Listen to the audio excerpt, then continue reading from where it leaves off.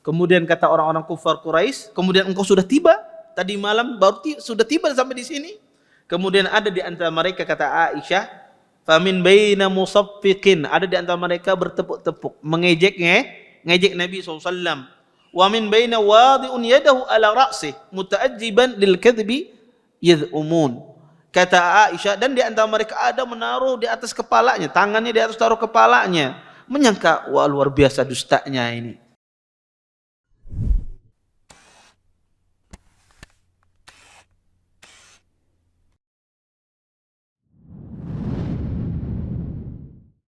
Assalamualaikum warahmatullahi wabarakatuh. Innal hamdalillah nahmaduhu wa nasta'inuhu wa nastaghfiruh wa na'udzu billahi min shururi anfusina wa min sayyiati a'malina. May yahdihillahu fala mudilla lahu wa may yudlil fala hadiya lahu. Asyhadu an la ilaha illallah wahdahu la syarika lahu wa asyhadu anna Muhammadan abduhu wa rasuluh. Fa inna asdaqal hadits kitabullah wa khairul hadi hadi Muhammadin sallallahu alaihi wasallam wa syarrul umuri muhdatsatuha wa kullu muhdatsatin fid dini bid'ah wa kullu bid'atin dhalalah wa kullu dhalalatin finnar. Amma ba'd. Bapak-bapak, ibu-ibu, ikhwan dan akhwat yang senantiasa dimuliakan oleh Allah Subhanahu wa taala. Alhamdulillah, segala puji bagi Allah Subhanahu wa taala dengan limpahan nikmat yang begitu besar, di antaranya nikmat iman, nikmat Islam dan nikmat kesehatan, sehingga kita semua diberikan kemudahan oleh Allah Subhanahu wa taala untuk bisa berkumpul di tempat yang mulia ini.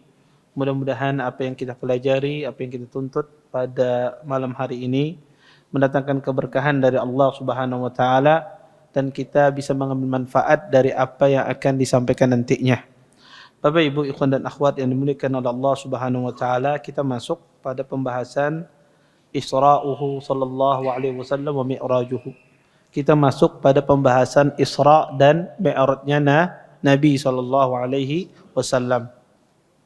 Kata Syekh di sini, fi sanati al-hadiyata asyrah akramahu Allahu bil Isra'i wal Mi'raj. Kata beliau, pada tahun ke-11 Hijriah, Allah Subhanahu wa taala memuliakan Nabi dengan diperjalankan dan dinaikkan, yaitu yang dikenal dengan Isra dan Mi'raj. Fal Isra, kata Syekh, adapun Isra adalah wa tawajjuhun Nabi sallallahu alaihi wasallam lailan minal Masjidil Haram ila al-Masjidil Aqsa. Adapun Isra, kata beliau, adalah bahwasanya Nabi sallallahu alaihi wasallam menuju pada suatu malam, bepergian dari suatu malam dari Masjidil Haram ke Masjid Al-Aqsa. Wal Mi'raju, dan adapun Mi'raj, kata Syekh, wa su'uduhu sallallahu alaihi wasallam ila al-alamil ulwi wa fihi furidatis salawatul khams. Adapun Mi'raj, kata beliau, Nabi sallam dinaikkan ke langit, kemudian di Mi'raj tersebut diwajibkan salat 5 waktu. Wa fi sabihati lailatul Isra allamahu Jibril as-salah wa awqataha. Dan pada pagi Lailatul Isra, pada malam Isra dan Mi'raj tersebut, Jibril datang mengajar Nabi sallam waktu-waktu salat. Bapak, Ibu, ikhwan dan akhwat yang dimuliakan oleh Allah Subhanahu wa taala, di sini Syekh menjelaskan tentang peristiwa Isra dan Mi'raj. Peristiwa Isra dan Mi'raj ini kalau kita dapati, ya, banyak hadis-hadis yang meriwayatkan, tetapi tidak sedikit pula hadis-hadis palsu, hadis-hadis lemah yang berkaitan dengan Isra dan Mi'raj. Oleh karena itu, paling bagus periwayatan Isra dan Mi'raj adalah hadis di dalam Sahihul Bukhari. Imam Bukhari meriwayatkan peristiwa Isra dan Mi'raj, beliau sebutkan di dalam kitab sahihnya, dan inilah riwayat yang paling bagus. Adapun selain itu, ada sebagian riwayat itu ada penambahan, ada pengurangan, kemudian juga ada beberapa hal-hal yang tidak benar dinisbatkan kepada Nabi sallallahu alaihi wasallam. Insyaallah nanti kita baca hadis dalam Sahih Bukhari, hadis yang panjang, sekaligus kita jelaskan faedahnya. Kemudian, kenapa Nabi SAW di Isra Mi'rajkan? Kenapa Nabi SAW di Isra Mi'rajkan? Pertama, kenapa Allah Subhanahu wa taala tidak mengisrakan Nabi, tidak memperjalankan Nabi dari Mekah langsung ke langit? Kenapa Nabi SAW malah diperjalankan dari Mekah ke Baitul Maqdis? Kemudian dari Baitul Maqdis Nabi SAW ya diangkat ke langit. Kenapa enggak dari Mekah langsung ke langit? Di sini kata para ulama, di antara hikmah yang luar biasa, Nabi SAW di Isra Mi'rajkan dari Mekah ke Baitul Maqdis ingin menampakkan bahwasanya ini benar-benar di luar kemampuan manusia. Ya, ini adalah khariqul adah, yang tidak di luar kemampuan batasan manusia, yang tidak mungkin melakukannya kecuali datang dari Allah Subhanahu wa taala.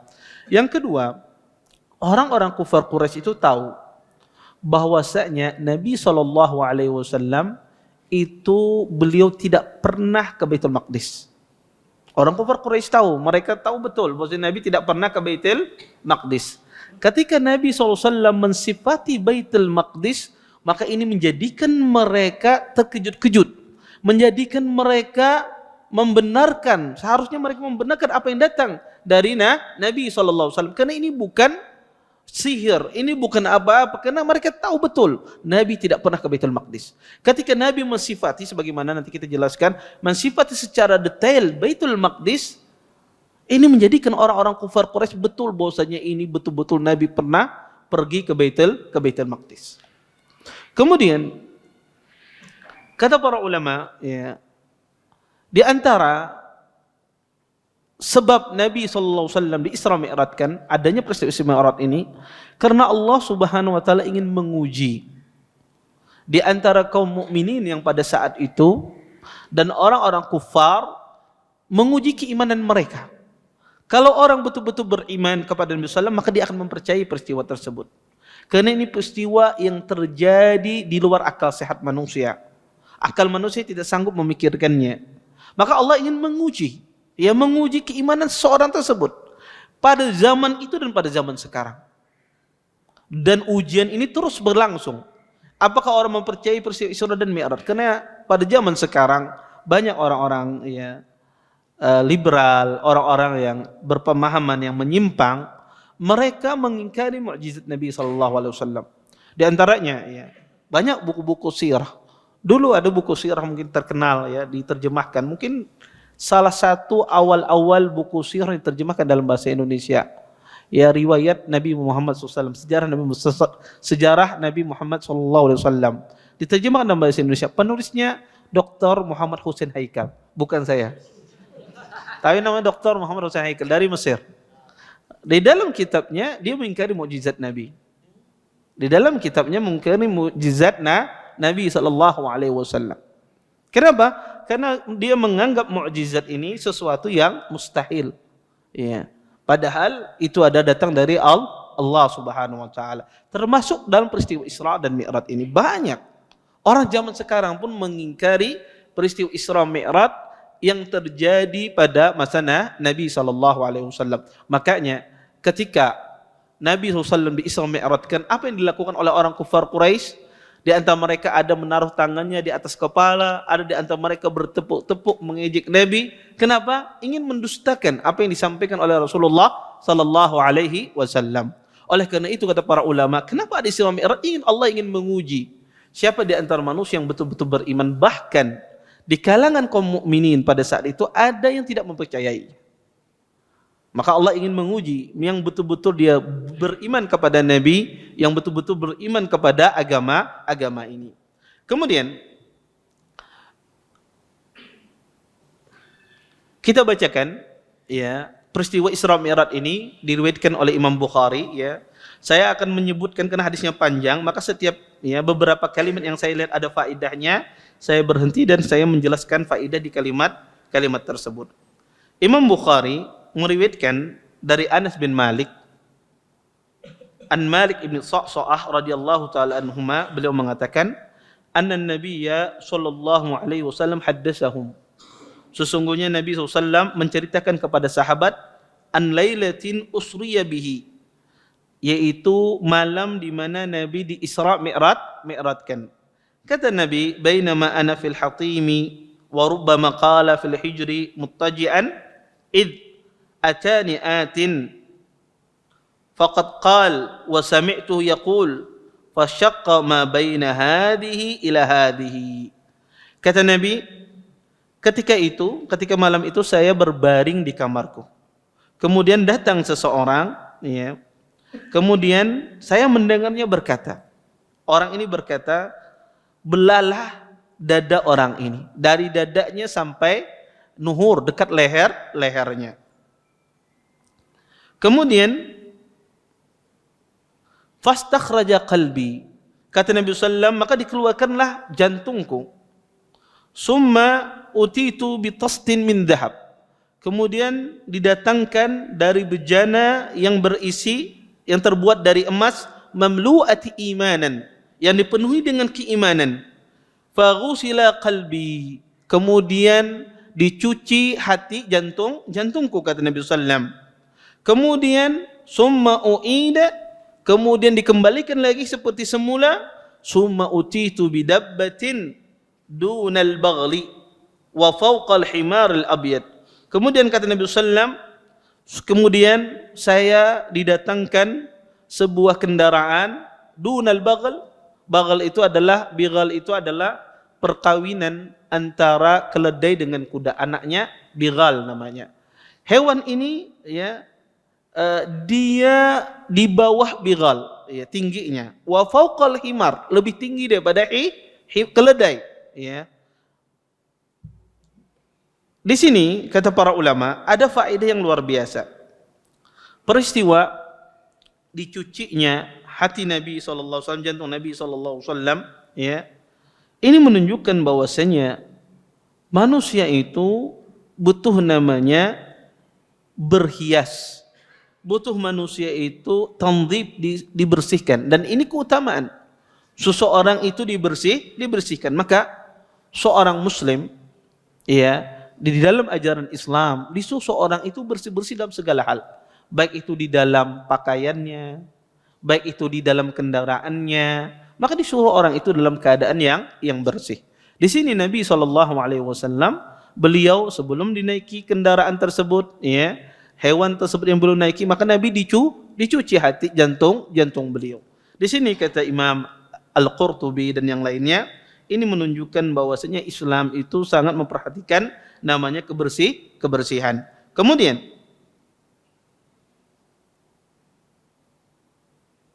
kata Nabi SAW, "Fahumiltu alaih, fantalaqa bi Jibril hatta atas sama dunya."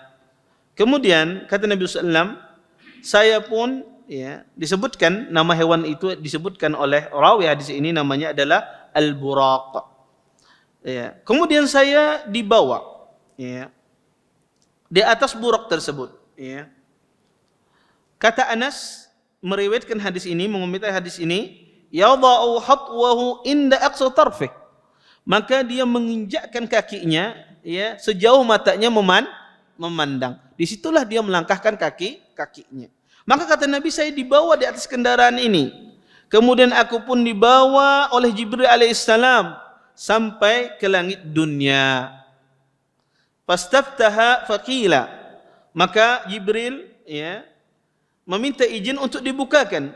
Maka ditanya, "Man hadza?" Qala Jibril. Siapa ini? Kata malaikat, ini adalah Jibril. Qila wa man ma'ak? Dan siapa yang bersamamu? Qala Muhammad. Dia adalah Muhammad.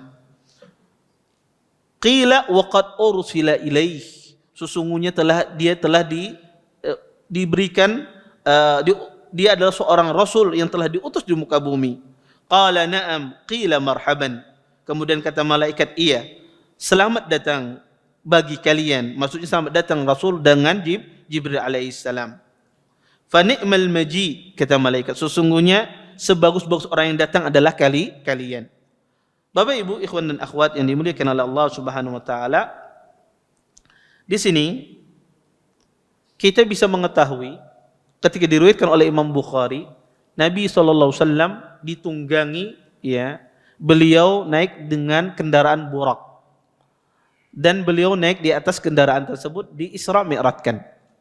Di sini kata para ulama menjelaskan bahwasanya Nabi ketika Isra Mi'raj itu, beliau Isra Mi'raj itu tidak hanya dengan ruhnya, tetapi dengan jasad dan ruh.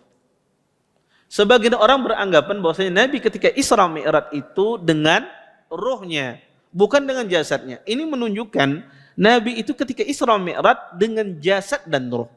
Apa buktinya dengan jasad dengan ruh? Beliau menaiki kendaraan. Kemudian yang kedua, kalau seandainya dengan ruh saja Nabi Isra Mi'raj tersebut, maka orang kafir tidak akan mendustakan. Kenapa? Karena orang kafir akan membenarkan. Karena mereka mempercayai ruh itu pergi kemana-mana. Ya, bisa pergi kemana-mana. Tapi ketika orang kafir mendustakan, karena mereka meyakini bahwasanya Nabi SAW itu ketika Isra dan Mi'raj dengan jasad dan ruhnya. Maka Nabi ketika Isra dan Mi'raj itu Isra Mi'raj dengan jasad dan ruhnya, bukan hanya ruhnya saja. Kemudian di dalam kalimat tadi juga ada beberapa kalimat bahwasanya seseorang ketika safar harus punya teman. Jangan seorang itu safar sendirian. Nabi ketika safar beliau ditemani oleh Jibril alaihissalam, dan ini sunnahnya. Seseorang itu di dalam safar dia berteman, ya mencari teman. Ya. Bahkan di dalam hadis dijadikan amir. Kalau seseorang safar bersama rombongan, maka hendaknya dipilih seorang amir, pemimpin di dalam rombongan tersebut. Karena kalau safar sendiri itu mudah orang itu bermaksiat. Karena safar itu orang tidak tahu kita, ya, dan orang tidak melihat kita, maka mudah manusia itu terjerumus ke dalam maksiat. Kemudian juga, ya, di dalam hadis ini juga menunjukkan dalil tentang ketinggian Allah Subhanahu wa taala. Bahwasanya Allah itu bersemayam di atas arasnya. Karena Nabi di Isra Mi'rajkan ke langit. Ya. Dan di situ Nabi SAW bertemu dengan Allah Subhanahu wa taala. Ini menunjukkan Allah itu bersemayam di atas langit, di atas arasnya. Ar-Rahmanu ala arsy istawa. Sesungguhnya Allah bersemayam di atas, ya, arasnya. Maka Al-Sunnah meyakini demikian, dan ini bukti dalil bahwasanya Allah Subhanahu wa taala bersemayam di atas aras. Kita tahu bahwasanya langit ini ada 7 lapis. Di atas 7 lapis tersebut ada arasnya Allah Subhanahu wa taala, dan Allah bersemayam di atas arasnya. Kemudian di dalam hadis ini juga menjelaskan bahwasanya malaikat itu tidak tahu perkara gaib. Buktinya apa? Ketika Jibril meminta izin, ya, malaikat bertanya, siapa ini? Kata Jibril alaihissalam. Kemudian malaikat lagi bertanya, siapa bersamamu? Katanya Nabi Muhammad SAW. Ini menunjukkan para malaikat tidak mengetahui perkara gaib. Yang mengetahui perkara gaib hanyalah Allah Subhanahu wa taala. Itu kekhususan bagi Allah. Kalau ada orang mengaku-ngaku mengetahui perkara gaib, maka dia telah melakukan kesyirikan. Makanya kalau ada orang tahu perkara gaib, mengetahui perkara gaib, maka dia adalah seorang dukun. Ya, siapa saja yang mengaku-ngaku perkara gaib, mengetahui perkara gaib, maka itu adalah seorang dukun. Kemudian di hadis ini juga menjelaskan kepada kita, kalau datang orang yang mulia, orang yang berilmu, orang yang terpandang dan semisalnya, maka seseorang disuruh menyambutnya dengan sambutan yang baik. Di sini malaikat ketika datang, Nabi SAW dan Jibril, apa kata malaikat? Marhaban wa ni'ma al-maji. Ya, selamat datang dan kalian adalah sebagus-bagus orang yang datang. Maka kita kalau ada orang yang, ya, berilmu atau penuntut ilmu, tulabul ilm, atau seorang yang baik, ahlul fadl, datang ke rumah Anda, maka sambut. Ya, sambut dengan sambutan yang baik. Ya. Maka Anda sambut dengan senyuman, ya. Jangan sambut tidak dengan senyuman. Ya, maka sambutlah dengan sambutan yang baik. Karena itu sunnahnya kalau kita didatangi oleh orang-orang yang baik, orang-orang yang terpandang. Kemudian Bapak Ibu ikhwan dan akhwat yang dimuliakan oleh Allah Subhanahu wa taala, dan ini juga sunnah, ya. Seseorang itu memasukkan kebahagiaan kepada orang yang bertamu. Nabi SAW ketika datang ke langit, ya, Nabi disambut dan dimasukkan surur kebahagiaan di dalam hati Nabi SAW dengan dipuji beliau. Kemudian di antara faedahnya juga adalah sunnahnya seseorang itu ketika bertamu juga, dan ini diambil adab dari hadis ini, adab bertamu. Sunnahnya orang itu kalau bertamu menyebutkan, ya, menyebutkan siapa dia. Jangan ketika bertamu di rumah orang, assalamualaikum siapa, ada aja tebak siapa. Ini salah. Ya, orang kalau adab bertamu menyebutkan. Kalau tidak, ketika Anda mengetok assalamualaikum salam, ulun fulan, nah, tanpa dia bertanya disebutkan, sehingga orang di dalam itu tenang. Kadang-kadang sebagian orang membuka takut, di siapa? Jangan-jangan preman datang. Jangan-jangan siapa? Maka adabnya bertamu, tamu itu menjelaskan siapa dia. Ya. Siapa dia? Maka Jibril alaihissalam ketika ditanya, saya Jibril. Jibril tidak menyebutkan, saya salah satu malaikat dari malaikat Allah, tidak. Jibril mengatakan, ana Jibril. Dan bersama saya seorang Nabi, yaitu Nabi Muhammad sallallahu alaihi wasallam. Kemudian, ya, dan ini juga sunnah juga. Dalam hadis ini mengajarkan orang bertamu juga mengucapkan salam. Jibril mengucapkan salam kepada malaikat. Kemudian, jaa fafataha falamma khalastu fa idza fiha Adam faqal hadza abuka Adam fasallim alaihi. Ya. Kemudian dibukakan pintu dan pada saat itu di langit pertama tersebut ada Nabi Adam alaihissalam. Maka dikatakan, ya, sesungguhnya ini adalah, kata Jibril, bapakmu Adam. Fasallim alaihi, maka hendaklah engkau salam kepadanya. Ya.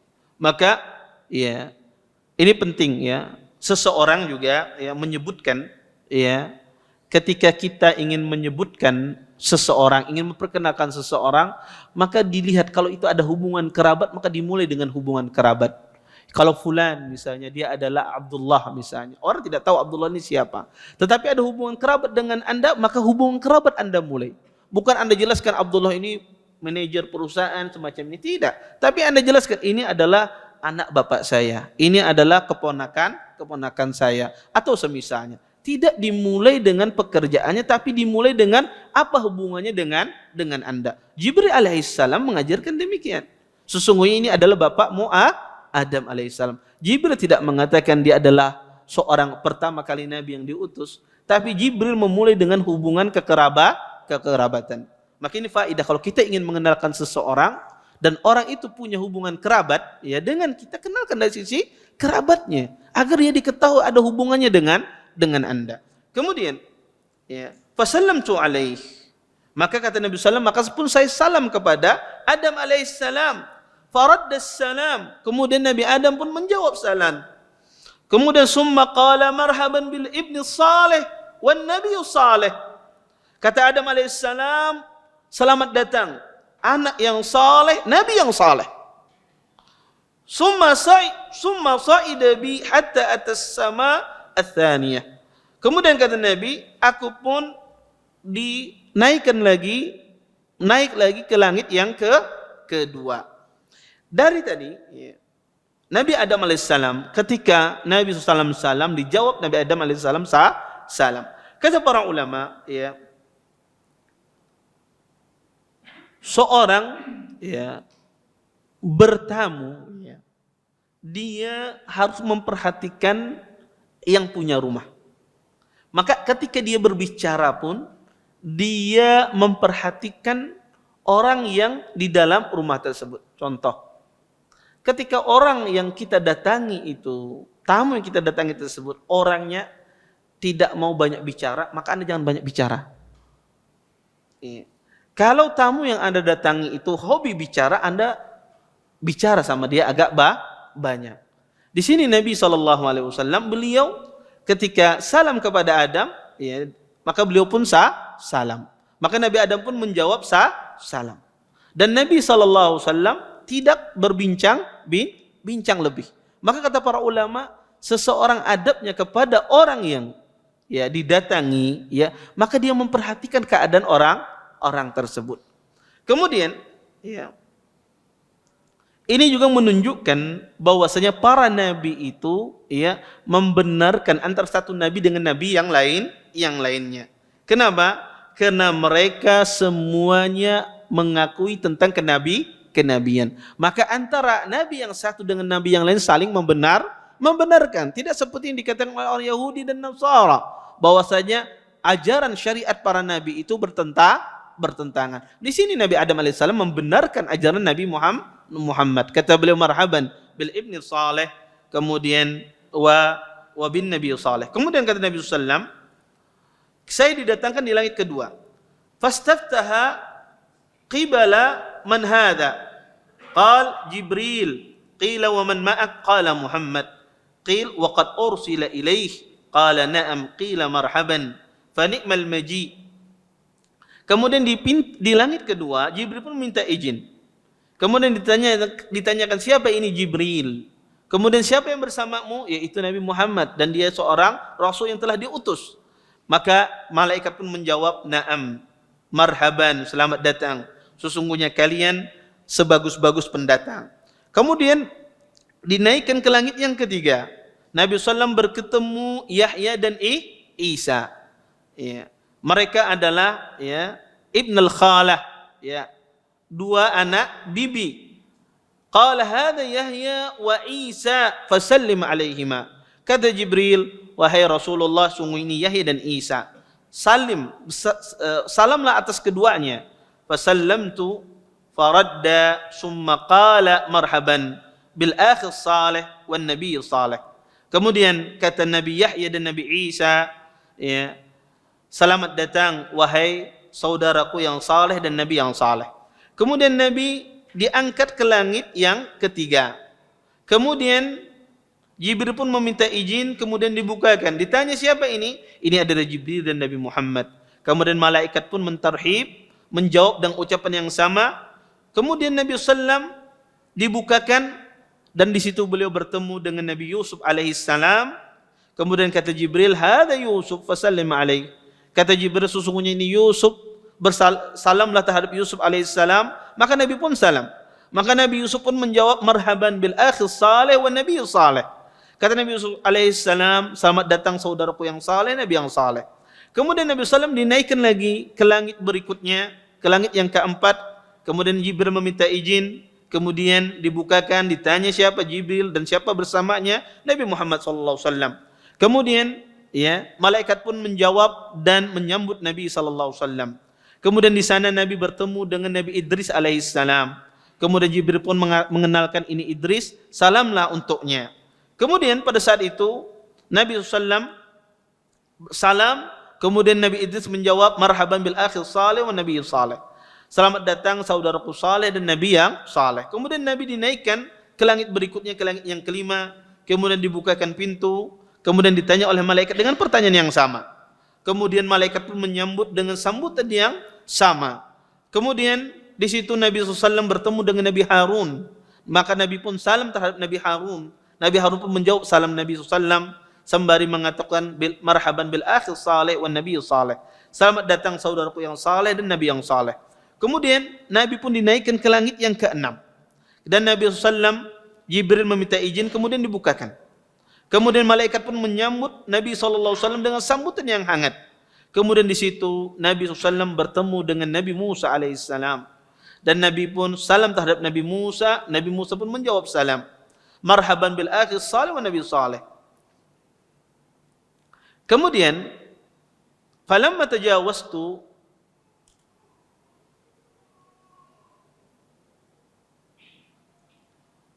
ketika saya melewatinya, maka Nabi Musa alaihissalam menangis. Ya.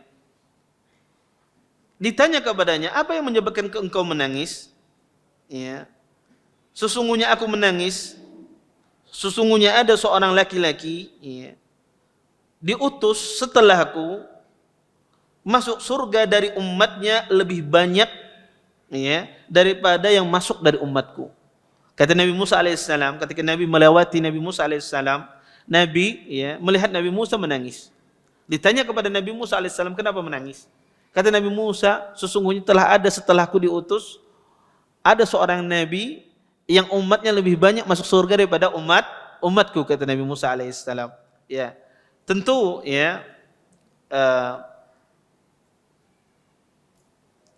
ini menunjukkan tangisan itu boleh orang itu menangis. Kalau tangisan tersebut tidak dalam rangka mencela takdir Allah, dalam rangka tidak menerima takdir Allah, maka seseorang dianjurkan kalau seandainya dia menangis dalam perkara yang baik. Maka Nabi Musa alaihissalam beliau menangis dalam perkara yang baik. Kenapa? Beliau kehilangan kebaikan yang banyak. Maka beliau menangis di sini. Dan ini menunjukkan para anbiya, para nabi-nabi itu semangat ingin memasukkan umatnya ke dalam surga. Kemudian Nabi diangkat ke langit yang ketujuh. Kemudian Jibril meminta izin. Kemudian ditanya siapa ini Jibril. Kemudian siapa bersamamu, yaitu Nabi Muhammad. Ya. Kemudian malaikat pun menyambut dengan sambutan yang bagus. Kemudian Nabi pun bertemu dengan Nabi Ibrahim.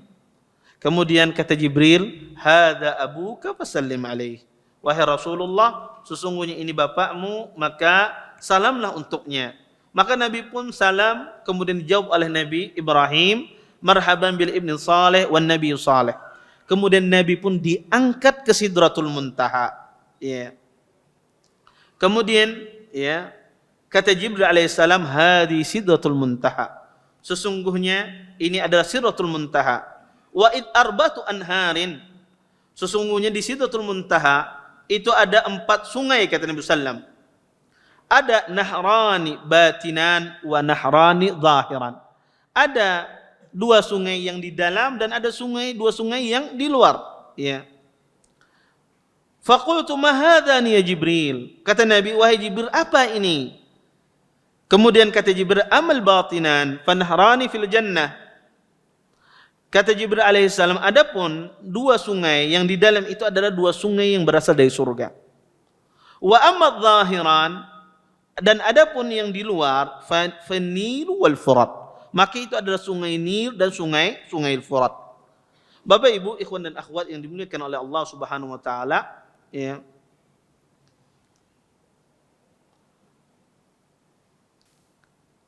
Kemudian kata Jibril kata Nabi sallallahu alaihi wasallam, "Summa rufi'a lil Baitul Ma'mur." Kemudian saya diangkat ke Baitul Ma'mur, kata Nabi sallallahu alaihi wasallam. Baitul Ma'mur itu adalah tempat biasanya masuk para malaikat. Sehari, kata Nabi sallallahu alaihi wasallam, tidak kurang lebih 70.000 malaikat masuk dan tidak kembali. Anda bayangkan, semenjak diciptakan dunia, malaikat masuk di Baitul Ma'mur itu 70.000, tidak pernah kembali. Ya, tidak pernah keluar. Setiap hari bertambah 70.000. Ini menunjukkan malaikat itu jumlahnya sangat banyak.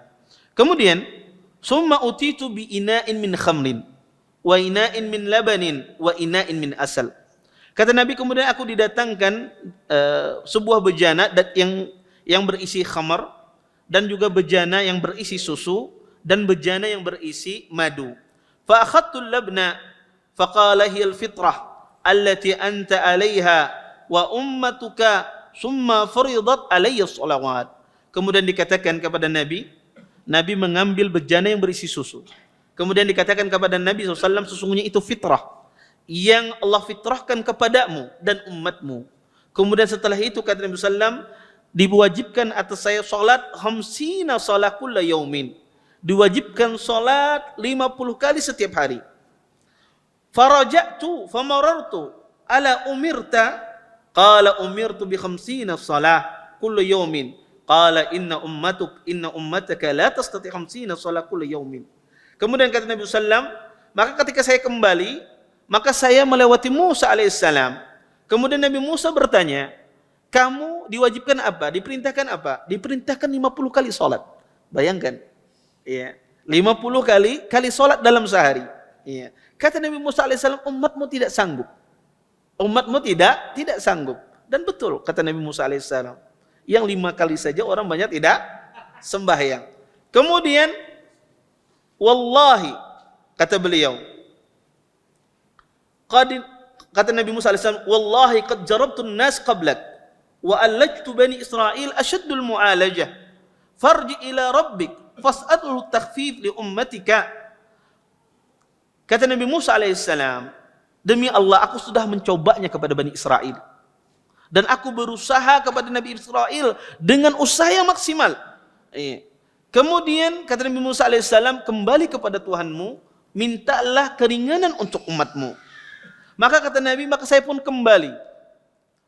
Kemudian dihilangkan kepadaku 12 waktu. Maka saya kembali kepada Musa. Maka Nabi Musa pun mengatakan yang semisal. Kemudian dihilangkan lagi, diturunkan lagi 12 waktu. Kemudian saya kembali lagi kepada Nabi Musa alaihissalam, dan Nabi Musa mengatakan hal yang semisal. Kemudian kata Nabi sallam, diturunkan kepadaku, diringankan kepadaku, hanya diperintahkan 10 waktu. Kemudian saya kembali lagi melewati Nabi Musa alaihissalam, Nabi Musa menyuruh saya kembali. Sampai akhirnya kata Nabi sallam, faraja'tu fa umirtu bi 5 salawat. Kemudian Nabi sallam diperintahkan hanya untuk salat 5 waktu. Faraja'tu ila Musa. Kemudian saya kembali kepada Nabi Musa. Faqala bima umirta, dengan apa engkau diutus wahai Rasulullah? Kemudian kata Nabi Musa, kata Nabi SAW, umirtu bi 5 salawat, saya diutus dengan salat 5 waktu setiap hari. Kemudian Nabi Musa mengatakan, inna ummataka la tastati 5 salawat kulla yaumin, sesungguhnya umatmu tidak bisa salat 5 waktu setiap hari, tidak sanggup mereka. Wa inni qad jarabtun nas qablaka, sesungguhnya aku telah mencoba umat sebelummu, manusia sebelummu. Wa alattu bani Israil asyaddul mu'alajah, dan aku telah berusaha semaksimal mungkin terhadap Bani Israel, tapi tidak bisa. Farji ila rabbik fas'alut takhfif, kembali kepada Tuhanmu, mintalah keringanan. Kemudian kata Nabi, sa'altu rabbi hatta istahyaitu, kata Nabi sallam, sesungguhnya aku telah meminta kepada Tuhanku, berkali-kali minta, dan saya malu, kata Nabi SAW. Walakinni arda wa usallim, dan saya ridha terhadap salat 5 waktu ini. Falamma jawastu nada munadin amdaitu faridati wa khafaftu an ibadi. Kemudian setelah aku, kata Nabi SAW, pergi, maka ada seorang telah menyuruhkan, ada seorang penyuruh yang menyuruhkan, sesungguhnya aku telah mewajibkan, faridati, kewajibanku telah kuwajibkan, wa khafaftu an ibadi, dan telah aku ringankan hambaku. Bapak Ibu, ikhwan dan akhwat yang dimuliakan Allah Subhanahu wa taala, dari cerita tadi banyak sekali faedah yang bisa kita ambil dari dialog Nabi Musa kepada Nabi Muhammad sallallahu alaihi wasallam. Apa faedahnya? Di antaranya, pertama adalah pentingnya seseorang itu bertanya tentang ilmu, bertanya tentang ilmu. Maka Nabi Musa alaihissalam bertanya kepada Nabi Muhammad sallallahu alaihi wasallam. Maka penting orang itu bertanya tentang masalah ilmu. Kemudian di sini Nabi Musa alaihissalam sangat cinta kepada Nabi Muhammad SAW. Begitu cintanya beliau menyuruh Nabi minta diskon waktu salat. Ini menunjukkan seorang muslim, sesama muslim itu saling mencintai. Padahal Nabi Musa bisa saja, biarin aja 50 waktu. Nanti umatku lebih banyak masuk surga. Tapi Nabi Musa alaihissalam dia tahu tidak sanggup, dan tidak sempurna iman seorang muslim sampai dia mencintai saudaranya sebagaimana dia mencintai dirinya. Makanya disebutkan Jabir bin Abdullah, beliau datang ke pasar, bertemu dengan orang yang menjual kuda. Kemudian orang menjual kuda ini dengan harga murah. Kemudian kata Jabir, zid. Orang ini menjual harga murah kudanya, kata Jabir, tambah lagi harganya. Bingung pemuda ini, ditambah lagi harganya. Kata Jabir, zid. Tambah lagi. Bingung pemuda ini, buju-buju, kamu main kah ini? Akhirnya ditambah sampai pada harga yang tertentu. Kata Jabir pun mengasih uangnya, lahada samanu. Kata Jabir, inilah harganya yang benar. Kenapa? Seseorang, ini keimanan para sahabat. Dia tahu bahwa sahabatnya ini menjual dengan cara rugi. Dan Jabir tidak mau. Sebagaimana kita ingin untung di dalam penjualan, maka Jabir juga ingin untung saudaranya ini menjual. Kalau kita zaman sekarang terbalik, di mana saudara kita terpepet, disitulah kita cecar. Bahkan kita bikin harganya. Ya, sedemikian rupa. Ini lihat Jabir alaihissalam. Maka seorang mukmin itu mencintai saudaranya sebagaimana dia mencintai dirinya sendiri. Kemudian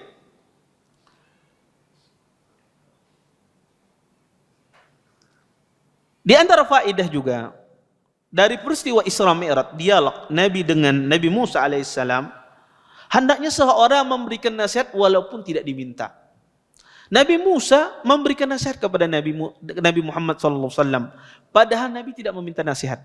Nabi tidak meminta nasihat, tapi Nabi Musa memberikan nasihat. Di antara faedah tadi, dialog antara Nabi Muhammad dengan Nabi Musa alaihissalam, bahwasanya Nabi Musa alaihissalam memberikan nasihat kepada Rasulullah, padahal Nabi tidak meminta untuk diberikan nasihat.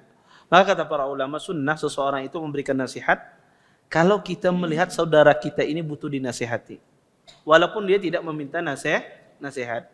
Anda lihat ada orang, ya, dia mungkin jarang sembahyang di masjid, atau Anda lihat misalnya orang ketika sholat dikumandangkan adzan, kebetulan di muka masjid dia sibuk masih berjualan dan semisalnya, ya dagang ini banyak yang beli, maka memberikan nasihat.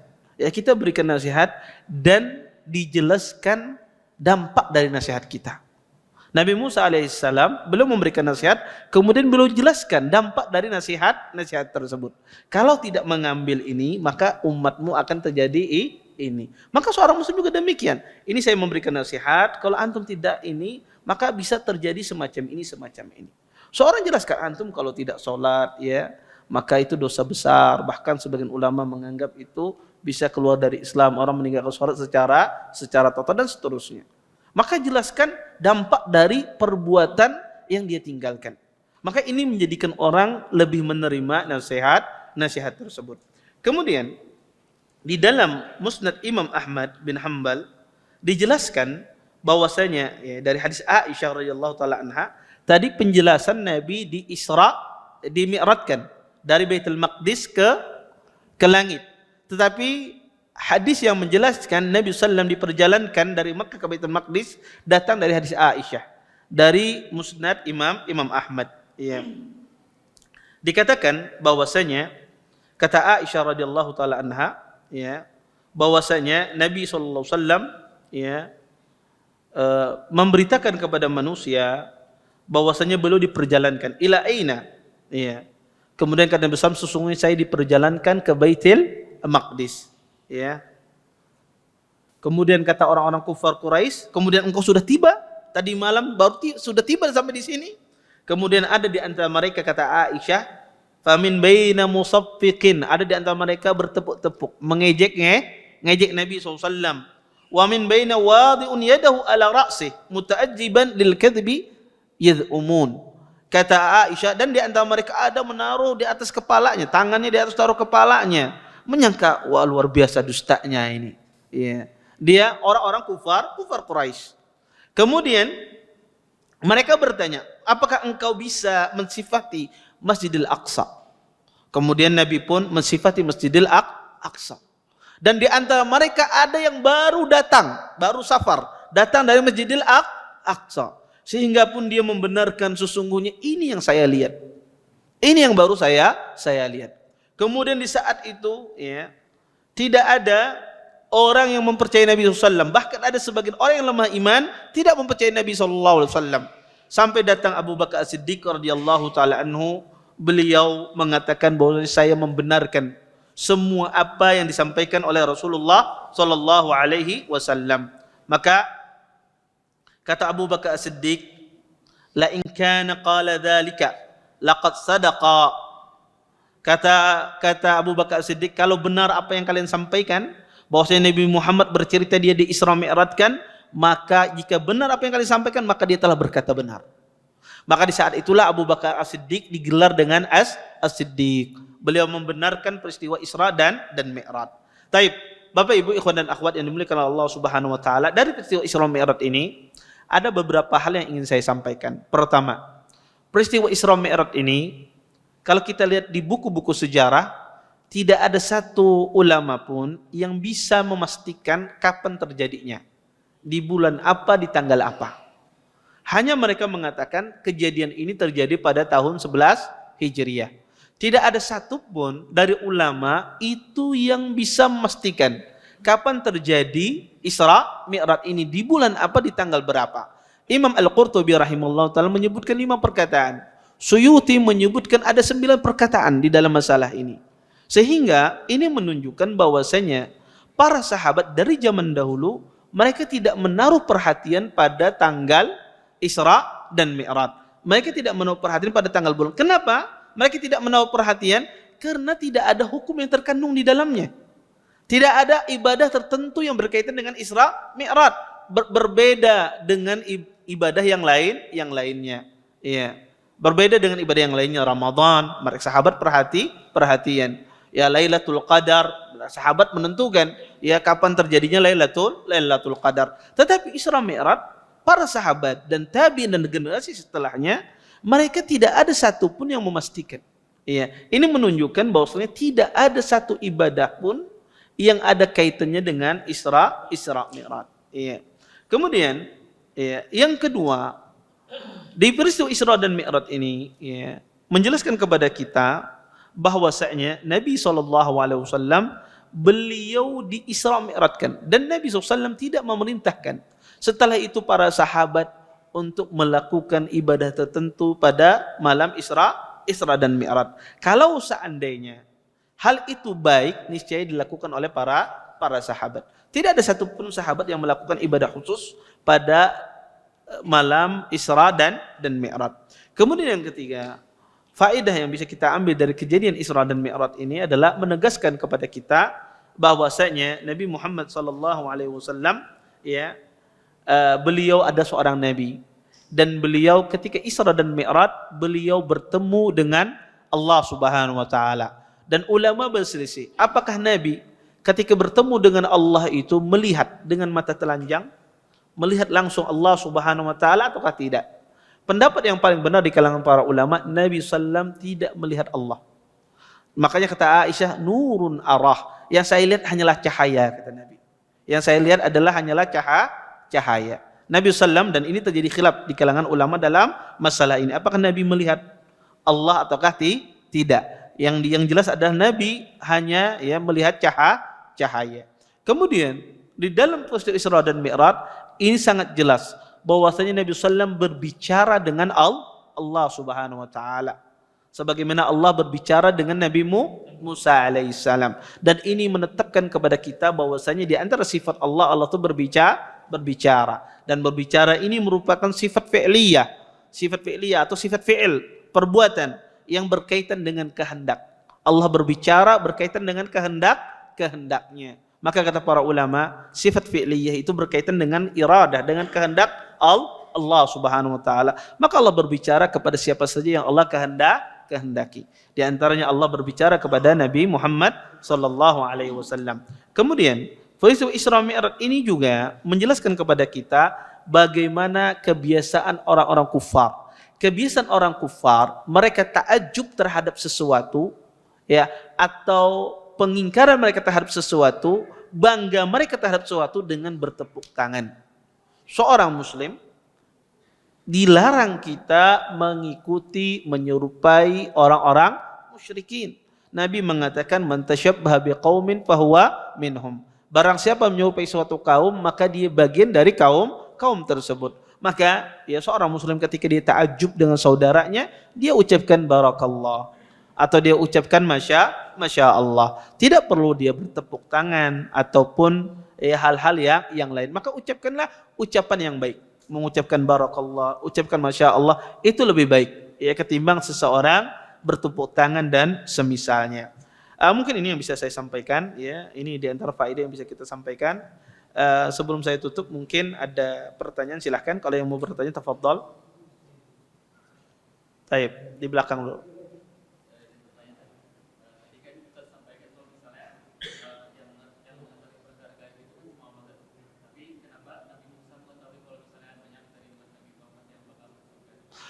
Iya, Pertama ya, Nabi Musa alaihissalam, beliau mengetahui di antara banyak dari umat Nabi Muhammad itu masuk surga, itu diberitahukan oleh Allah Subhanahu wa taala.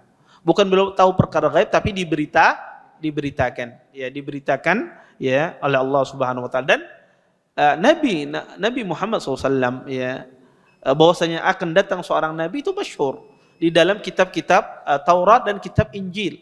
Ya, bahwasanya ada seorang nabi. Nah, makanya orang Yahudi itu mengetahui Nabi Muhammad dengan sifatnya. Maka dijelaskan di dalam kitab mereka. Makanya orang Yahudi ya, mereka kenapa sengaja memilih kota Madinah? Karena di dalam kitab mereka bahwasanya nabi itu akan muncul dari kota Madinah. Makanya orang Yahudi bertransmigrasi rame-rame ke kota Madinah. Mereka ramai karena mereka menunggu bahwasanya akan datang seorang nabi. Tetapi perkiraan mereka salah. Mereka berharap itu dari bangsa mereka. Dari bangsa mereka. Maka orang Yahudi bertransmigrasi. Maka orang Khazraj dan Ansar, mereka kaum Aus dan Khazraj, mereka mengerti pertanian dari mana? Dari orang Yahudi. Karena orang Yahudi itu pintar dalam pertanian. Maka kota Madinah terkenal dengan pertaniannya.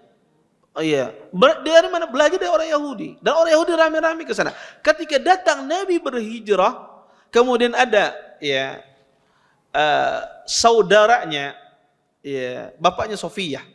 Sofiyah adalah istri Nabi. Sofiyah binti Huyai, saudaranya Huyai bin Akhtab, saudaranya. Ditanya oleh sebagian orang Yahudi, karena saudaranya Huyai bin Akhtab ini adalah pendeta orang Yahudi. Ketika Nabi datang masuk kota Madinah, orang-orang Yahudi bertanya, huwa? Iya dia. Kenapa kita tidak beriman? Tidak, saya tidak mau beriman, kata dia. Saya tidak mau beriman karena bukan dari orang Yahudi. Mereka tahu di agama mereka datang seorang nabi, tapi mereka berharap datang dari bangsa mereka Yahudi, tapi Allah utus dari bangsa Arab ya. Jadi di kitab mereka itu disebutkan Nabi Muhammad sallallahu alaihi wasallam. Wallahu taala alam. Taib.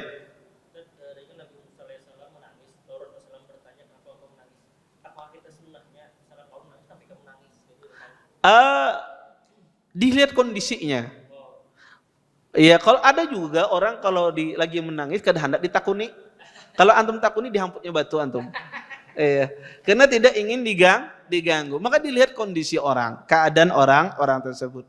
Ada orang yang butuh ditanya, ya, butuh ingin diketahui masalahnya, ingin curhat kemana-mana kadang bisa curhat. Ya, akhirnya dia meluapkannya dengan menangis. Maka dilihat kondisi orang tersebut. Ya, misalnya kita lihat istri bertengkar dengan istri misalnya. Maka istri kita menangis ya, bertengkar dengan kita, jangan kita tanya kenapa ikan menangis. Sudah tahu aja pian yang menyebabkan menangis, maka tidak perlu kita tanya ya. Maka tidak semua orang itu ditanya sebab dia menangis. Wallahu a'lam. Taib, ada yang lain? Cukup. Taib.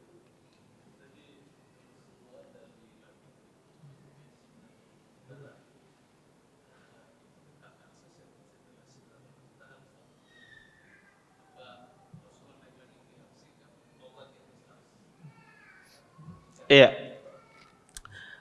Dijelaskan di dalam Sunan At-Tirmidzi, ya, tetapi riwayat ini sebagian ahlul ilm mempermasalahkannya, bahwasanya langit itu ada 7 lapisan. Kemudian di atas langit itu ada bahar, ada lautan. Kemudian di atas lautan itu ada ghazal, ada rusa. Kemudian di atasnya itu ada al-kursi, ada kursi. Kursi itu adalah maudhi'ul qadam, tempat menaruh kaki, kata Ibn Abbas. Kemudian di atas kursi itu ada arasy dan Allah bersemayam di atas arasy-Nya. Tetapi riwayat ini diperselisihkan oleh ahlul ilm. Tetapi riwayat yang muttafaq adalah bahwasanya di atas langit yang ketujuh itu ada kursi. Di atas kursi dan Ibn Abbas menjelaskan dan juga Ibnu Mas'ud menjelaskan kursi, perbandingan langit dan bumi dengan perbandingan kursinya Allah Subhanahu wa taala bagaikan perbandingan cincin, ya. Anda lempar di padang pasir yang begitu luas, cincin itu 7 lapis langit dan 7 lapis bumi.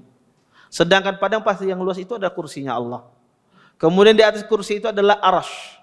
Dan perbandingan arasy dengan kursi bagaikan perbandingan kursi dengan langit dan bumi. Dan arasy itu lebih besar. Dan Allah Subhanahu wa taala bersemayam di atas arasy-Nya, ya. Maka Allah itu istiwa di atas arasy-Nya, dan ini riwayat yang sahih. Riwayat yang sahih. Wallahu a'lam. Adapun Sidratul Muntaha, ya adapun Sidratul Muntaha tentu di bawah arasy, bukan di atasnya arasy. Ya.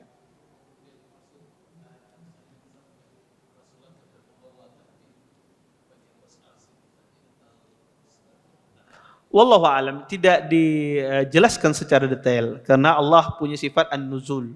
Ya, Allah bisa turun ya, tapi tidak dijelaskan secara detail di hadis ya, di mana Nabi sallallahu alaihi wasallam melihat Allah Subhanahu wa taala. Taib. Sunatullah kebenaran itu pasti akan mengingkari. Buktinya Rasulullah kan menceritakan bahwa berat, terus ada yang lain itu menstakan, ada yang bertentang, ada yang berkepala. Iya, itu sunnatullah ya. Setiap orang yang mendakwahkan kebaikan pasti ada yang menyenanginya, pasti ada yang mengingkarinya, sunnatullah. Maka kalau Nabi saja yang sempurna akhlaknya, yang sempurna agamanya, kesolehannya, ketaatannya, adabnya, masih ada saja orang yang mengatakan Nabi itu seorang penyihir, Nabi itu seorang dukun, Nabi itu gini. Itu Nabi. Orang yang paling sempurna di dunia ini, orang yang paling sempurna. Masih ada demikian, bagaimana dengan orang yang datang di bawah Nabi Muhammad SAW? Tentulah banyak pengingkarannya. Apalagi ibadah kita setengah-setengah, akhlak kita setengah-setengah. Tentulah banyak orang yang mengingkari. Ya, tentulah banyak orang yang tidak senang. Tapi seorang Muslim, dia bukan berarti di sana ada orang yang mengingkari, dia berputus asa, terus dia dakwahkan. Dan ada perkataan yang indah di kalangan Syekh Islam Ibnu Taimiyah. Perkataan indah ketika beliau berbicara tentang masalah Rafidah.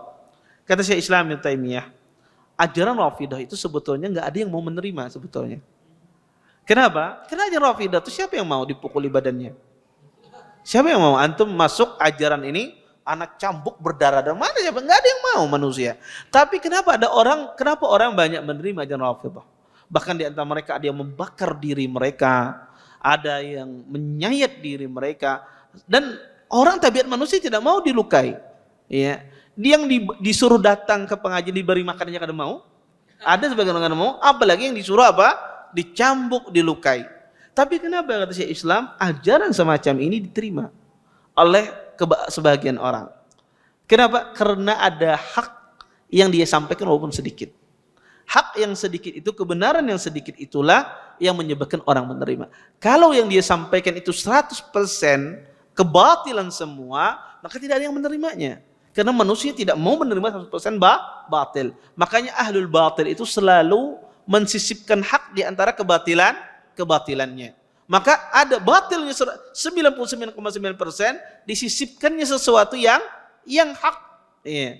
Di sesuatu yang hak. Kenapa? Kata Syekh Islam, akibat yang hak ini yang ada menyebabkan orang itu mau masuk agama tersebut. Kalau kata beliau, Ahlus Sunnah wal Jamaah itu disampaikan 100% hak, tidak mungkin orang tidak menerima.